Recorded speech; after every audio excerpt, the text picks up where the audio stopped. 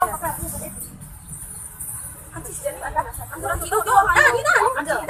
it to me like.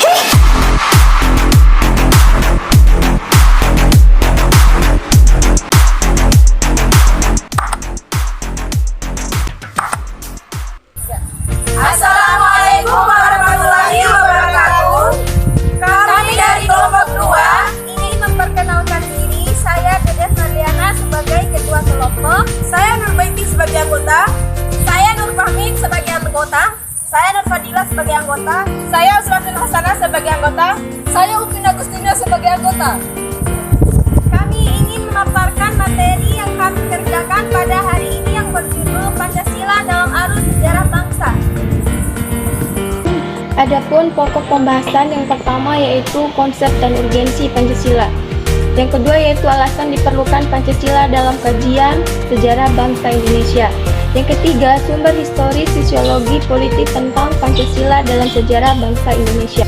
Yang pertama, konsep dan urgensi Pancasila. Pancasila dapat diartikan sebagai 5 dasar yang dijadikan dasar negara serta pandangan hidup bangsa.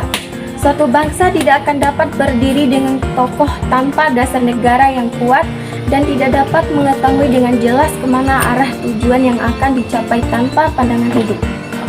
Pancasila adalah dasar negara Republik Indonesia yang secara resmi disahkan pada PPKI pada tanggal 18 Agustus 1945 dan tercantum dalam pembukaan Undang-Undang Dasar 1945 MPR periode 1999 sampai 2004 telah membulatkan untuk tidak akan mengubah pembukaan Undang-Undang 1945 yang di dalamnya terdapat sila-sila Pancasila dasar negara. Dalam perjalanan sejarah bangsa Indonesia, eksistensi Pancasila sebagai dasar filsafat negara Republik Indonesia telah mengalami berbagai macam interpretasi dan manipulasi politik sesuai dengan kepentingan penguasaan demi tegak dan kokohnya kekuasaan dengan perlindungan di balik legitimasi ideologi Pancasila. Berdasarkan realita tersebut di atas, maka pengkajian dan mendalami Pancasila bagi setiap orang Indonesia merupakan sesuatu yang sangat urgen atau mendesak bagi berwibawa dan bernegara Indonesia. Secara umum mempelajari Pancasila yang mengandung 3 tujuan yaitu 1. Untuk mengetahui Pancasila yang benar yaitu dapat mempertanggungjawabkan baik secara yuridis maupun secara objektif atau ilmiah. Mengamalkan Pancasila yang benar secara yuridis, konstitusional, dan objektif ilmiah sesuai dengan fungsinya. 3. Untuk mengamankan agar jiwa dan semangatnya, perumusan dan sistematikanya yang sudah tepat benar itu diubah-ubah, apalagi sudah tepat benar itu tidak diubah, apalagi dihapuskan atau digantikan dengan paham yang lain. C. Sumber historis politis tentang Pancasila dalam sejarah bangsa Indonesia. Proses perumusan Pancasila dimulai saat Dr. Rajiman Widioningrat dalam pembukaan sidang BPU PKI pada tanggal 29 Mei 1945 mengajukan suatu masalah tentang perumusan dasar negara Indonesia yang akan dibahas pada sidang tersebut. Proses perumusan calon dasar negara dalam persidangan BPU PKI berlangsung dalam 2 tahap, yaitu tahap pertama sidang BPU PKI pada tanggal 29 Mei sampai Juni 1945. Yang kedua, sidang BPU PKI pada tanggal 1 Juni 1945. Sidang BPU PKI pertama membahas dasar negara yang diterapkan dalam sidang tersebut 3 pembicaraan yaitu Muhammad Yamin, Soepomo, Ir Soekarno yang menyusulkan nama dasar negara Indonesia disebut Pancasila. 1. Secara historis, proses perumusan Pancasila adalah A. Mr. Muhammad Yamin.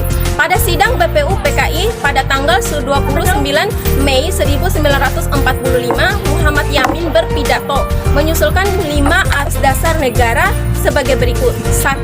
Peri kebangsaan, 2. Peri kemanusiaan, 3. Peri ketuhanan, 4. Peri kerakyatan, dan 5. Kesejahteraan rakyat. D. Mr. Soepomo. Pada sidang BPU PKI tanggal 31 Mei 1945, Soepomo mengusulkan 5 dasar negara sebagai berikut. 1. Persatuan, 2. Kekeluargaan, 3. Keseimbangan lahir dan batin, 4. Musyawarah, 5. Keadilan rakyat. C. I.R. Soekarno.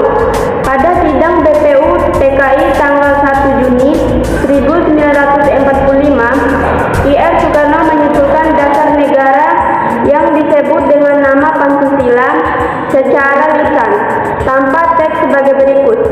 1. Nasionalisme atau kebangsaan Indonesia, 2. Internasionalisme atau pri kemanusiaan, 3. Mufakat atau demokrasi, 4. Kesejahteraan sosial, 5. Ketuhanan yang berkebudayaan. Pancasila sebagai sosiologi berfungsi sebagai hidup kemasyarakatan pada umumnya, adapun Pancasila yang bersifat etis dan filosofi berfungsi sebagai tingkah laku pribadi dan cara-cara dalam mencari kebenaran. Perbedaan ini harus dipandang sebagai potensi kekuatan bangsa. Dalam kehidupan berbangsa dan bernegara, keagamaan ini diikat dalam norma dan aturan untuk menjaga harmonis kehidupan, untuk mewujudkan kesadaran normal dan hukum arus informasi. Ruang lingkup yang dipelajari oleh sosiologi pendidikan meliputi 4 bidang. 1. Hubungan sistem pendidikan meliputi aspek masyarakat lain. 2. Hubungan kemanusiaan, pengaruh sekolah pada perilaku anggotanya. 4. Pengaruh dalam komunitas, pola interaksi antara sekolah dengan kelompok sosial lain di dalam komunitasnya. Demokrasi.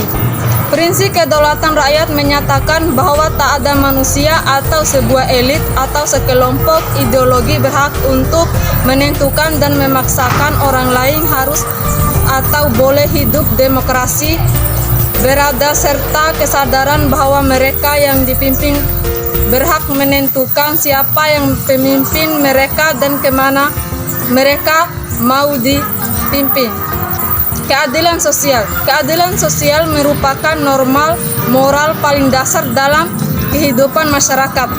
Moralitas masyarakat mulai dengan penolakan terhadap ketidakadilan. Demikian pemaparan dari kelompok kami. Lebih dan kurangnya kami mohon maaf. Ilahi taufiq wal hidayah. Wassalamualaikum warahmatullahi wabarakatuh.